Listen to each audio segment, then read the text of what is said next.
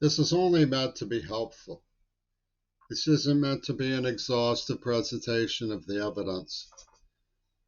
I come to it in a sense of aporia, not knowing where to begin, and sure that at this late hour, without any notes, I will overlook some things. But because it's on my mind, I'd like to run through some of my concerns regarding what was done to the patriot Mackenzie Shirilla. When you look at the evidence, first of all, you see from a manuscript that the people who poisoned Mackenzie Shirilla were powerful and highly trained neurohypnotists using severe drug poisoning to induce Holocaust like trauma. In other words, to induce a trauma so severe a person's only hope for escape might be death. It comes from the survivor Shaviti. Kazetnik wrote Shaviti about LSD experiments on Holocaust survivors. The name Wattenmaker appears in the drug script.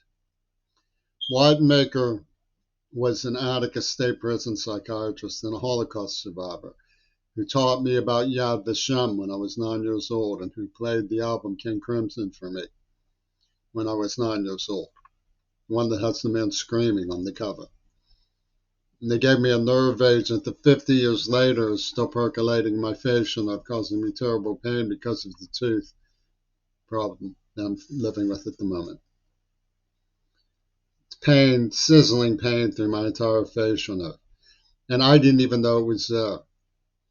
I say in something I wrote a few days after it was done, my soul conscience took control. My soul conscience was retching out from inside of me. This sounds exactly like Mackenzie Shirilla's brag that she survived drug experiences that no one else would. These substances were carefully measured by neurohypnotic mad scientists to induce susceptibility to autosuggestion and to make you believe that your mind is what helped you survive, when really the dosage was carefully calculated. My soul conscience took over me, I said. Why are you doing this to me? You must stop. That's the first and foremost reason that I believe Mackenzie Shirilla was wronged by her conviction.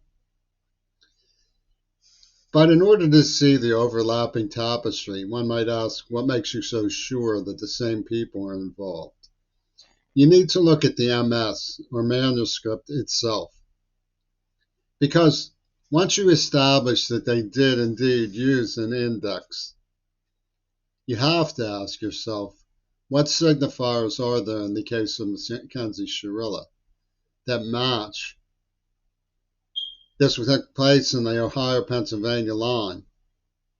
And when I first came out and talked with the Pitt administration about what had been done to me, they brought in heavyweights from Ohio State, even though it had all taken place in Pittsburgh. These people were in corrections in the tri-state, using neurohypnotics on minors. And to say that she was an adult under those kinds of circumstances is highly questionable. To prove that there's an index takes no work whatsoever. The men who attacked me were named Ronnie and Casper, just like Reagan and Weinberger. My name is Jimmy C., just like Jimmy Carter. The other men were named Pitmen, which is like quarrymen, hitmen, pit of hell, pit bull.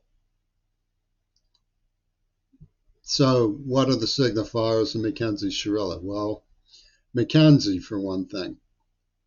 Mackenzie was the brain doctor working with Wattenmaker, whose son was working with Miles Kirshner, a rabid, hateful Zionist. Both of them controlled the LSD experiments at Taylor Alderdice High School. Mackenzie is a brand name they would select. So once you see that there is an index and that the index does filter over to Mackenzie Shirilla and the evidence matches, you then have to ask, who are these people and what is their motive?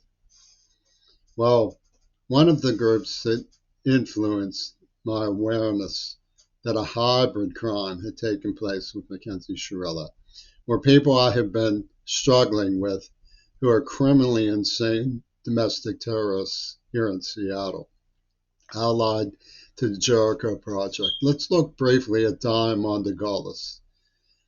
This pertains to the buddy system that Obama put in place for AIDS victims. He just wanted them to take care of each other and have a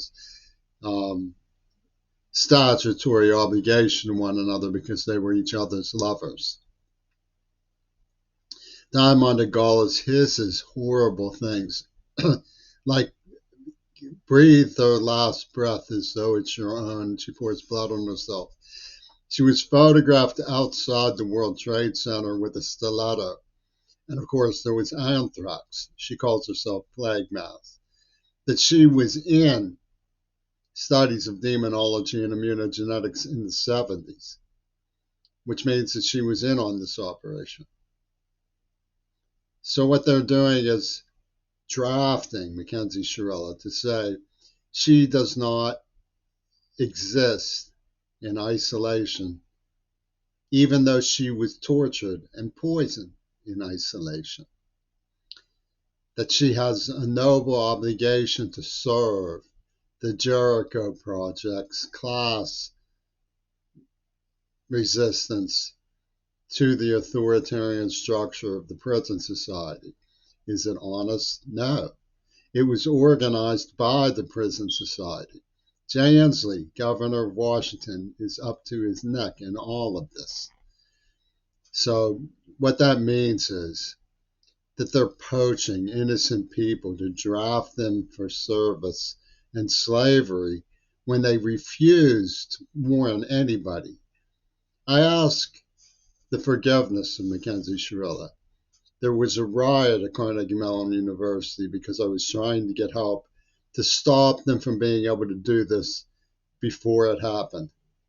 As Martha Gellhorn, Eleanor Roosevelt's best friend, said to me in a letter to me in Montana, I tried and failed. I tried and failed to stop them, Mackenzie. I hope you can have it in your heart to forgive me. I will do everything that I can to make clear to Judge Rosso and the victims' families that you too were a victim of this car bombing incident.